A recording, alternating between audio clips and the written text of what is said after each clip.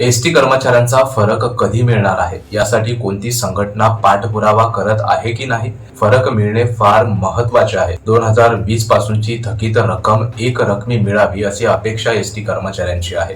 2020 पासून पगारवाढ दिली पण तेव्हापासूनचा फरकच दिला नाही, म्हणजे ते असं झालं की ती पगारवाढ 2020 पासून दिली नसून 2024 पासूनच दिली आहे असंच म्हणावं लागेल. परिवहन मंत्री कर्नाटक दौऱ्यावर गेले आहेत. त्यांना तेथील महामंडळाचा आढावा घ्यायचा आहे असं त्यांचं म्हणणं आहे.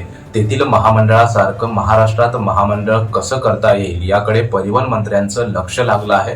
पण परिवहन मंत्र्यांनी एसटी कर्मचाऱ्यांच्या सर्व मागण्या मान्य करून खुश करावं. एसटी महामंडळ आपोआपच कर्नाटक महामंडळासारखं होईल, कारण तन-मन धनाने सर्व एसटी कर्मचारी कामं करतील व महामंडळाचा फायदा होऊन महामंडळाचा विकास होईल.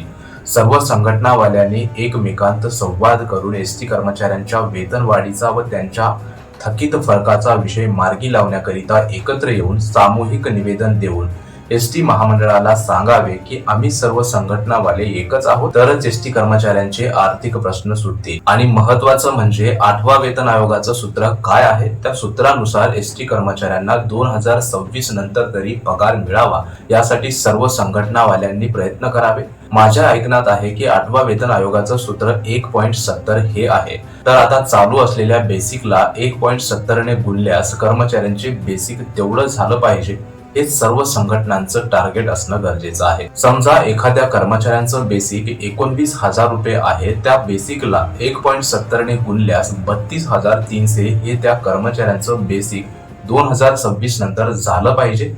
तरच एसटी कर्मचारी या महागाईच्या काळात टिकेल, अन्यथा नाही. त्यामुळे 2026 नंतर 8व्या वेतन आयोगाचं सूत्र एसटी कर्मचाऱ्यांना लागू कसं होईल याकडे सर्व संघटनावाल्यांनी लक्ष दिलं पाहिजे. बस एवढंच.